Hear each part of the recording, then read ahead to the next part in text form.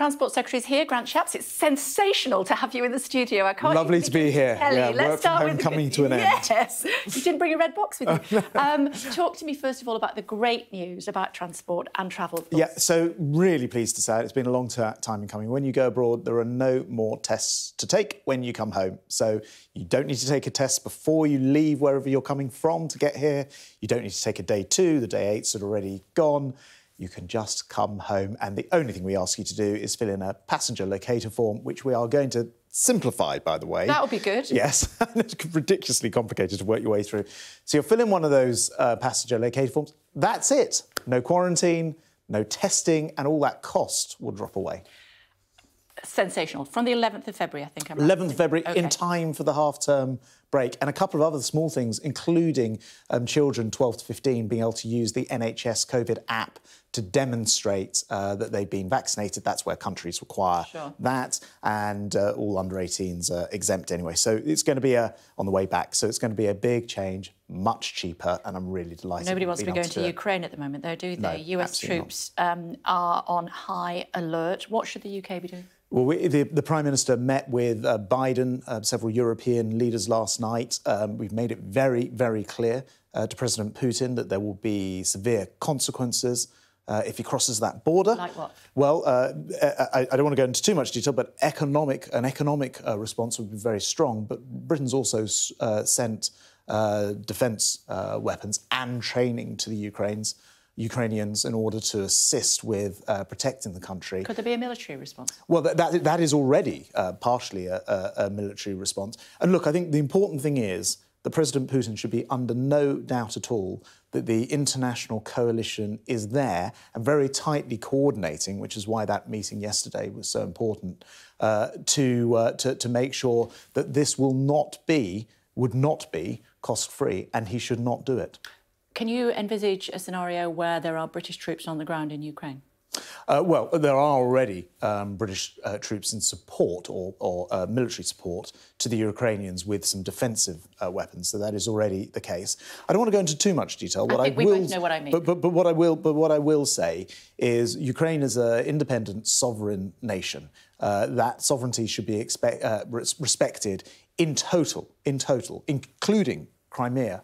It would be completely unacceptable for him to cross the border, and there will be a very strong and very coordinated response if he does. OK. You're a father, aren't you? I want to show you this letter from Josephine. 7-year-old Josephine wrote to the Prime Minister, and she was praised by the Prime Minister because she had said that she wasn't going to have a party because she wanted to abide by the rules. Thoughts on that, given what happened? Yeah, no, I've seen that letter, and it's lovely. And as you say, I'm a dad, and I wasn't able to see my dad, who was in hospital for 4 months. So I understand the sense of concern about the sort of reports we see on the front of the newspapers. It obviously was the Prime Minister's birthday. He'd been given a cake earlier in the day. That's the picture on the newspapers. And he was clearly given a cake by his staff when he got back to the office. These are staff he would have been working with, and was working with, all day long, and will have been many times in the same room with them, working on the response to coronavirus. They come in, give him a cake. I understand the thing lasted for 10 minutes, and that was it. 11th of June. Let's just unpack it then, should we? 11th of June, which was 8 days before the event in the Cabinet Room. This is what he said in Downing Street. We relaxed the rules on meeting outdoors so that groups of up to 6 could gather, provided they are socially distant. But you couldn't gather inside. Yes. I should just point out that that picture's obviously from earlier in the day when he visited That's all right, then. the school.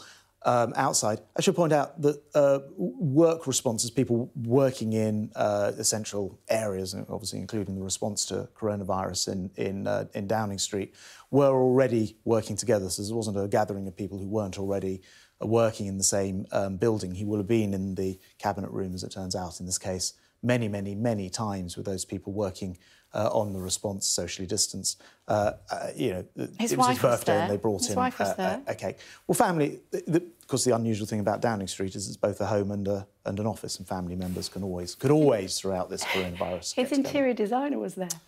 Again, she says that she wasn't invited to any parties. So what? You know, she was there. She was in the building, of course, and she said she was told that she was going to have a meeting with the Prime Minister in the middle of the day when he was navigating a global pandemic. You've got to be kidding me. Well, look, I wasn't there, but all I can tell... Come on, Transport Secretary. And still you can keep a straight face. Well, look, Kay, as you know, mistakes were made, and the Prime Minister said that. You know yourself, mistakes were made during coronavirus. Sometimes people would regret the things that they did.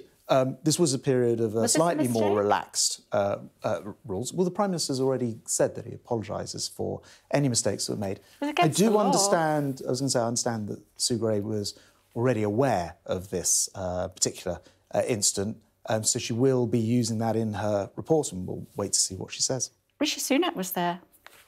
Well, look, again, everyone who works in the building will have been in meetings constantly with the Prime Minister, including Rishi Sunak, including the Prime Minister and his staff. Just to be clear, the Prime Minister clearly didn't organise to be given a cake.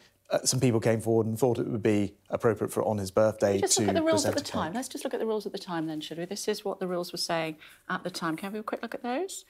Here we go.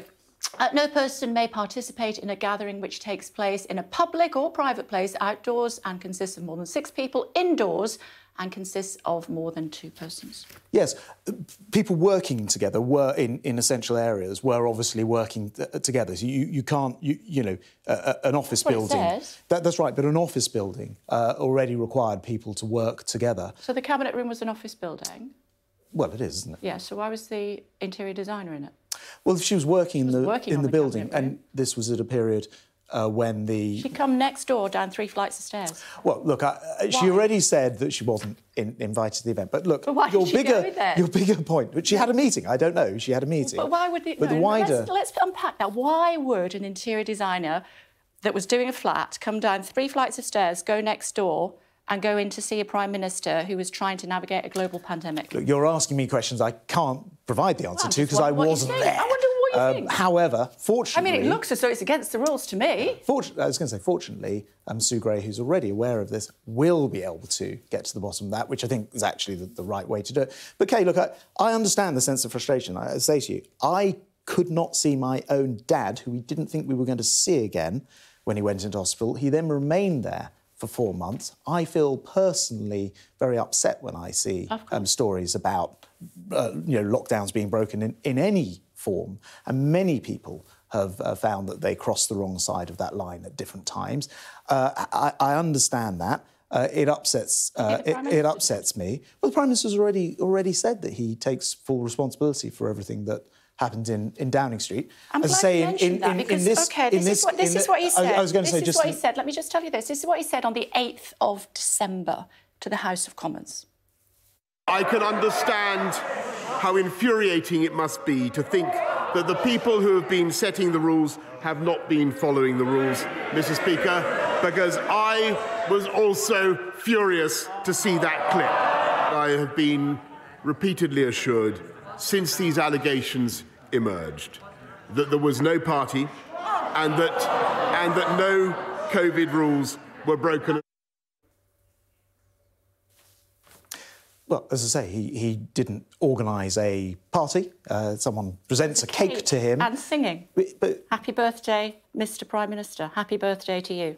It was his birthday, and these are people that he worked with all the time. As I say, I don't seek to defend it. This is for Sue Gray to decide on whether this was appropriate. She'll make the recommendations. I think we can be pretty clear the Prime Minister didn't present a cake to himself. This is somebody coming in with that cake, and I've explained to you that I'm furious with everybody. But you're not defending it, are you? But Kay, I'd say I'm furious with everybody who broke the rules, and a lot of different people will have found that, perhaps unwittingly, they transgressed the rules during the period of lockdowns. That is a fact. It's quite right that that's investigated. The Prime Minister apologises if and where he has transgressed. These are people with whom he would have been in the room many, many times, probably that day as well, for series of meetings with the coronavirus response. The fact that it's his birthday and they then say, oh, and here's a cake, I don't think changes the fact that he was in the room with them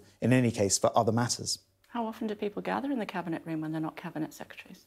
That room's used as a meeting room all the time, particularly was during coronavirus. But I'm guessing there's not cake and I was going to say, because there's a back door that can be open so you get a flow of air. It's a larger room, so you could meet socially distanced. So it would have been used constantly throughout coronavirus. Including a few days before, when the Prime Minister came in with Rishi Sunak and paid his respects to the loss of life on the front line, with the frontline workers. There he is, very sombre indeed. And as you can see, a few days later, it doesn't matter, he was breaking the rules. Everybody in that room, about 30 people, were breaking the rules and thus breaking the law. Let me just put the question to you, if I may. Breaking the rules and thus breaking the law, should they all be issued with a fixed penalty notice? So first of all, Should they? So let me just answer your question. First of all, the circumstances are disputed. So I understand that number 10 are saying that there was nowhere near 30 people. I'm not there. Sue Gray will be able to answer that, and that's what she'll do. Secondly, there will have been many occasions when exactly the same staff were meeting in that room because you could be socially distanced. The door opens, and these are people that the Prime Minister will have been working with all of the time. So the difference here is that a cake was brought into the and singing, the room, which was also against the rules at the time. Yeah. And again, Sue Gray will have to report back on that. And look, as I say... and the interior designer was there. As I say, she'll have to report back on all the facts. I note that the interior designer said she wasn't invited. And Sue Gray will have to answer the questions. I wasn't there, Kay. I wasn't invited. So you're asking me to respond to things all that I'm I don't asking... know No, about I'm not. I'm saying directly. I'm giving you the facts that we know that there were more people there than were allowed to be there at the time, thus breaking the rules, thus breaking the law. So should they all get a fixed penalty notice? So I think I'm right in saying that in the working environment, when people were in Downing Street, they would have been together. The same group of people would have been together many, many times. They would have been from his office. They would have been working together. They probably met in there earlier that day or other days, I imagine, to discuss the coronavirus response. The big difference is here that someone presented a cake, as you say. Look, we can go around in circles. But the only thing that I broke think the rules. I acknowledge that it's upsetting for me personally, not being able to see my father whenever I hear of transgressions from the rules, Kay. OK, I can see where you're going with that. However, as far as fixed penalty notices are concerned, people got fixed penalty notices for breaking the rules. Do you think they should? I think, first of all, we should get to the facts, and that's what Sue Gray will do. I understand she was already aware of this, so this is not new to her or her report, so she will have been already discussing the circumstances in the kind of detail that you've quizzed me on. I'm afraid I don't have the answers to. But you did say you were furious with anybody that broke the rules. Would you be furious with the Prime Minister if it's proven that he broke the rules? Well, look, the Prime Minister was clearly presented with the cake. He's already said, with regard to that outside gathering on the 20th, I think it was, that in retrospect he should have gone out there and sent people away. Indoors, singing, cake, 30 people, maybe a few. No, I think... Maybe some fewer than that. Yeah. His interior designer was there. Look, again... Got to love a plot twist. You're doing a very, very good job of... You're doing a very, very good job of going round and round in circles, and the only thing I can helpfully tell you, because you're asking me things beyond my sphere of knowledge, and that's why Sue Gray is looking into it, and she will be able to give us the full background. What I don't really think is right. You get the sort of drip of reports in the media. Let's get the facts, and I don't think we'll have to wait very long, and then we'll all be able to see what the facts were. And as always happens with these things, it will turn out that perhaps some of the stories were written in a way which was designed to look in a certain way.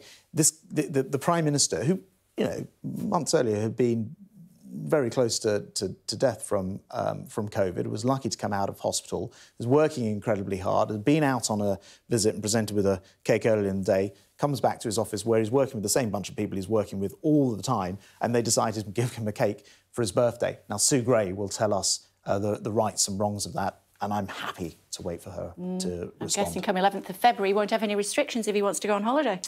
Well, everyone will be able to get away at last. That is true. And do so without all the cost when they come home. It should be more than welcome. Thank you very much indeed for taking the time.